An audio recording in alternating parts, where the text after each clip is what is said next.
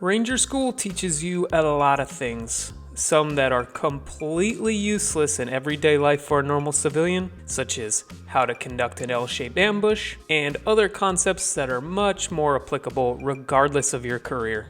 Today we'll look into one of those more applicable concepts called the priorities of work and how it can help you establish a bikepacking campsite.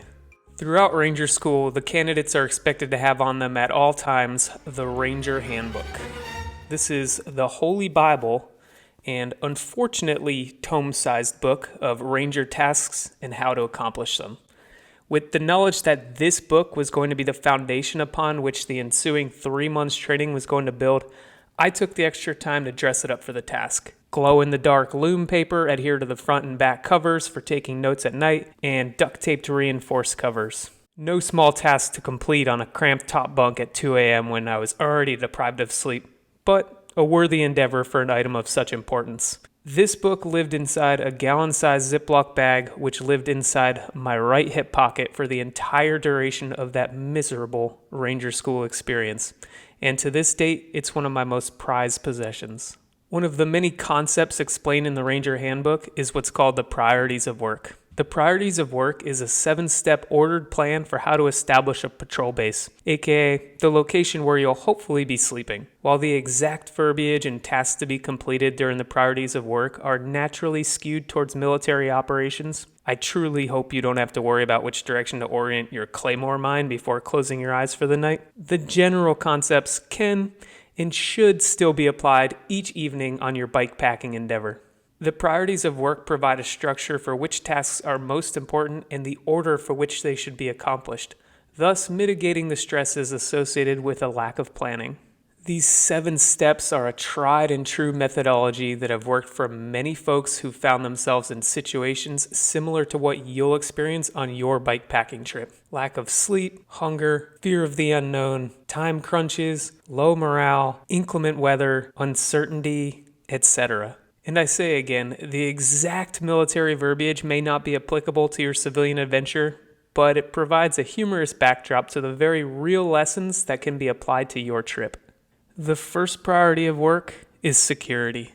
Prepare to utilize all passive and active measures to cover 100% of the perimeter, 100% of the time, regardless of the percentage of weapons used to cover that 100% of the terrain. So security, or your safety, is always the number one priority, because if the site you select for your overnight stay is unsafe, you'll be unable to complete any of the other tasks that are required for a restorative evening. Employ all elements, weapons, and personnel to meet conditions of the terrain, enemy, or situation. You won't have to worry about the employment of weapons, but certainly take into consideration which items you have at your disposal to make your rest period more restorative. Spending a few extra minutes to set up a bug net, a rain poncho, or a sleeping bag liner is much easier said than done when you're exhausted, but it is always worth it to do the right thing, not the easy thing. Assign sectors of fire to all personnel and weapons. Develop squad sector sketches and platoon fire plans. Feel free to draw some sketches if you want. Nobody is around to judge your art. Confirm location of fighting positions for cover, concealment, and observation in fields of fire. Squad leaders supervise placement of aiming stakes and claymores. If you're setting out claymores, we've got bigger issues than a bikepacking campsite. Use only one point of entry and exit and count personnel in and out. Think less about people and more about accountability. In your case, the contents of your pack are your survival lifelines, so keep track of which items are removed from your packs and where you've placed them. Take notes if you need to. Hasty fighting positions are prepared at least 18 inches deep at the front and sloping gently from front to rear with a grenade sump if possible. The second priority of work is your withdrawal plan. The platoon leader designates the signal for withdrawal, order of withdrawal, and the platoon rendezvous point and/or alternate patrol base. What that means for you is to have a timeline for the following morning. Work backwards from the time at which you'll accomplish your first pedal stroke and stick to it. Establish a routine and you'll remove the stresses associated with unnecessary variability. The third priority of work is communication. Communication must be maintained with higher headquarters, observation posts, and within the unit.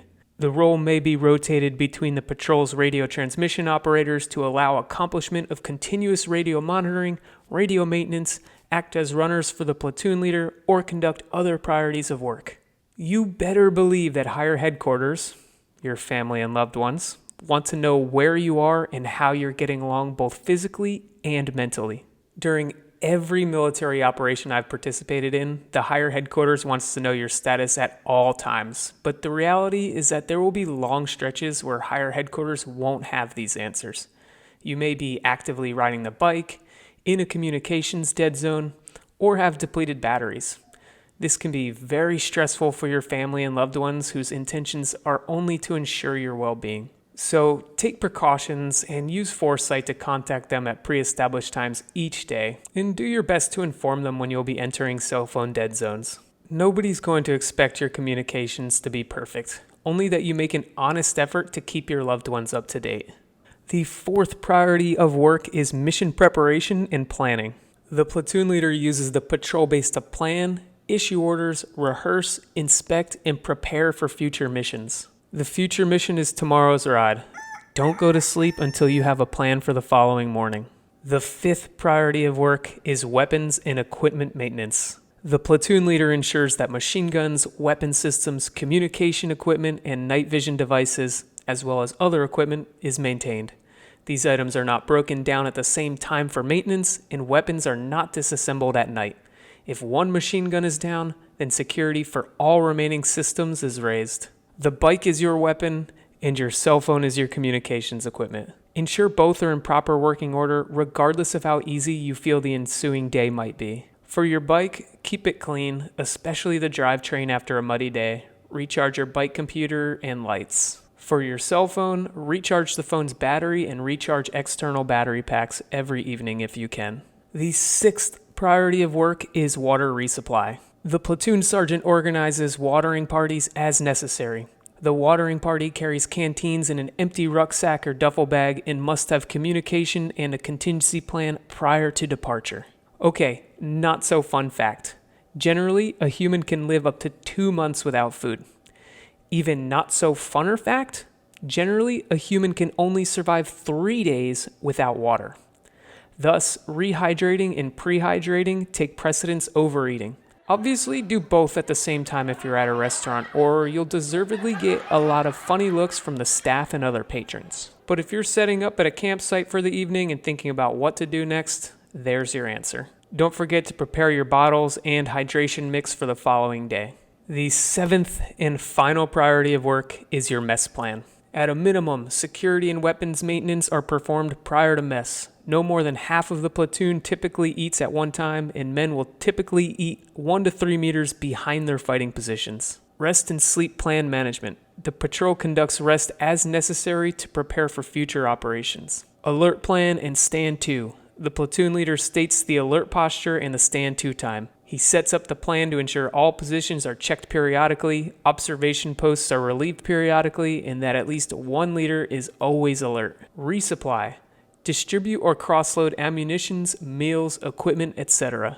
Sanitation and personal hygiene. The platoon sergeant and medic ensure a slit trench is prepared and marked and that squads designate urination areas. All soldiers will shave, brush teeth, wash face, hands, armpits, groins, and feet, and darken, brush shine, their boots daily. The patrol will not leave trash behind. Honestly, why must life be so unfair as to put the most enjoyable part of the plan at the bottom of the priority list?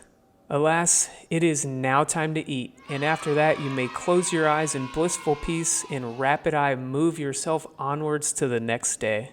If you found this Ranger School lesson helpful and or humorous, give it a thumbs up and share it with a cyclist. If you're watching this and haven't subscribed to the channel yet, just know that I'm not mad, I'm just disappointed. If you have more questions, leave them in the comments section down below, and until next time, have a great ride.